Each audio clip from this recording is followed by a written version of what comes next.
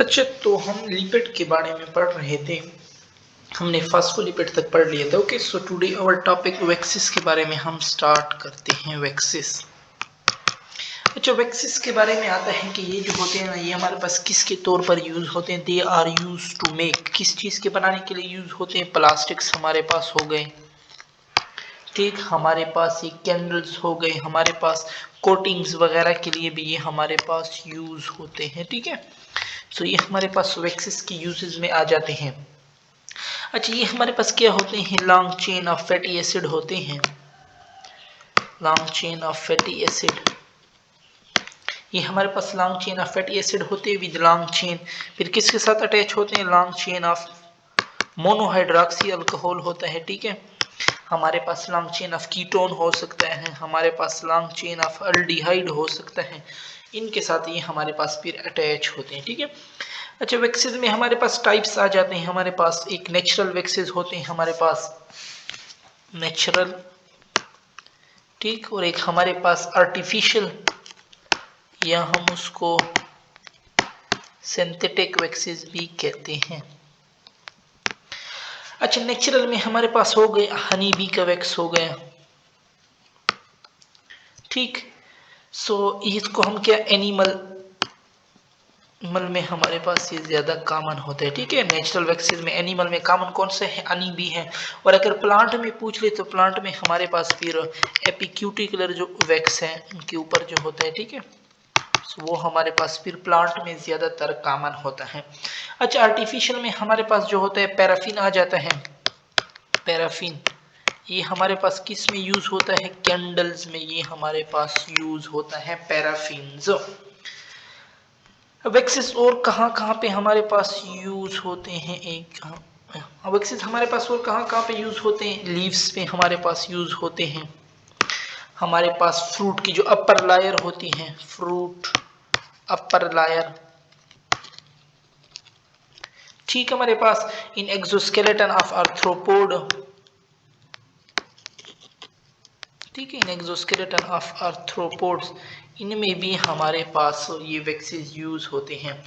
इनका फंक्शन ये क्या होता है। ये हमारे पास प्रिवेंट डिहाइड्रेशन, ठीक है, प्रिवेंट डिहाइड्रेशन। डिहाइड्रेशन किसको कहते हैं। वाटर की रिमूवल को कहते हैं। सो ये वाटर की रिमूवल को रोकता है।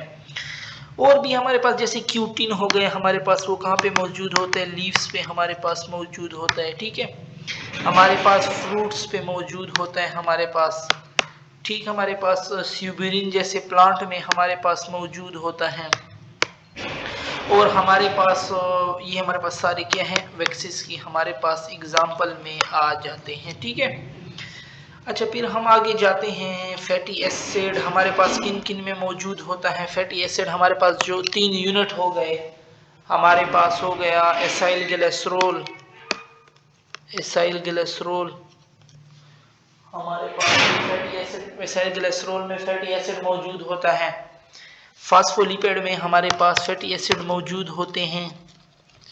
वैक्सीज में हमारे पास फैटी एसिड मौजूद होते हैं। ठीक है, जो 3 क्लास हमने पढ़ी इनमें सारों में हमारे पास फैटी एसिड मौजूद होते हैं। लेकिन अब जो इनसे आगे क्लास है स्टीरॉइड्स, स्टीरॉइड्स में हमारे पास फिर कोई फैटी एसिड नहीं होता। ठीक है, अच्छा, स्टीरॉइड में हमारे पास फंगस में हम इनको क्या कहते हैं। फंगस में हम इनको इरेक्स्टिरोल कहते हैं।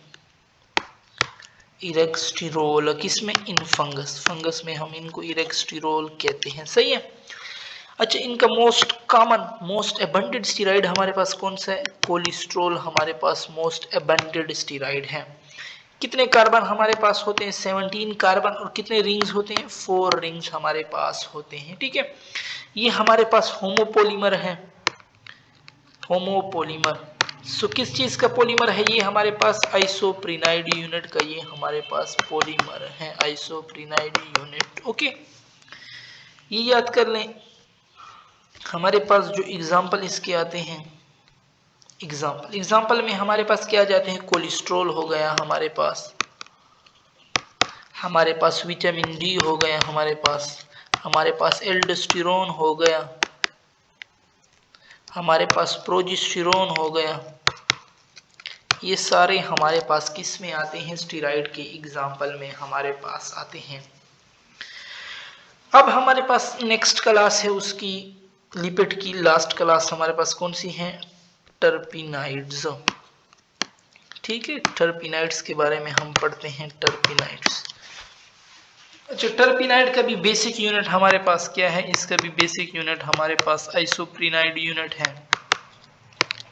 ठीक। अच्छा, अब हमारे पास टर्म यूज होते हैं मोनोटर्पिन, मोनोटर्पिन।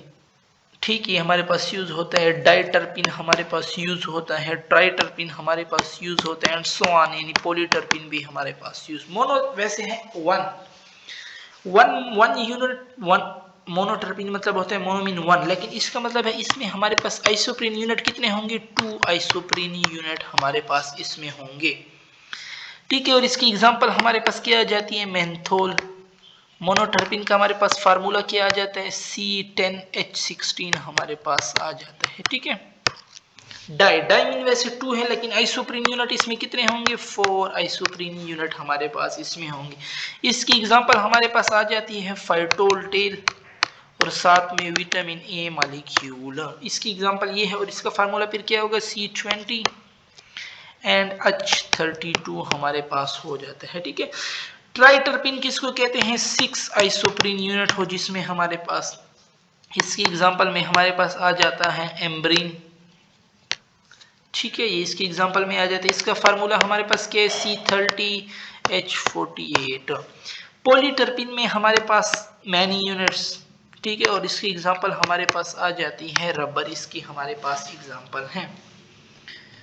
अच्छा, टर्पिनाइड में फिर हमारे पास आ जाते हैं टर्पिनाइड, कैरोटिनाइड।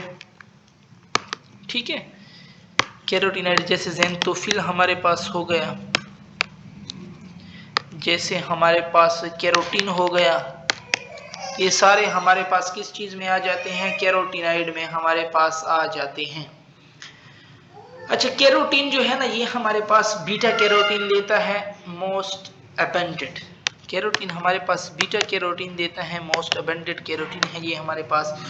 और from 1 molecule of beta carotene हमारे पास कितने विटामिन ए मॉलिक्यूल बनते हैं, 2 विटामिन ए मॉलिक्यूल हमें ये देता है। ठीक है, 1 beta carotene give us 2 vitamin A molecule. सुविया भी हमने पढ़ा कि विटामिन ए क्या था हमारे पास, डाइटर्पिन था।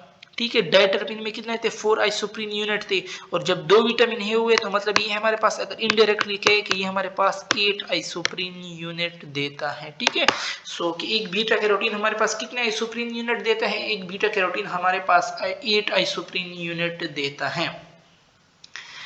अच्छा, हमारे पास बस ये तो ऑलमोस्ट कंप्लीट हुआ। हमारे पास कभी कभी आ जाता है कि जैसे हमारे पास रबर हो गया, कि इसका हमारे पास मोनोमर क्या है, स्टीराइड का हमारे पास मोनोमर क्या है, टर्पिन का हमारे पास मोनोमर क्या है, कैरोटिनाइड्स का हमारे पास मोनोमर क्या है।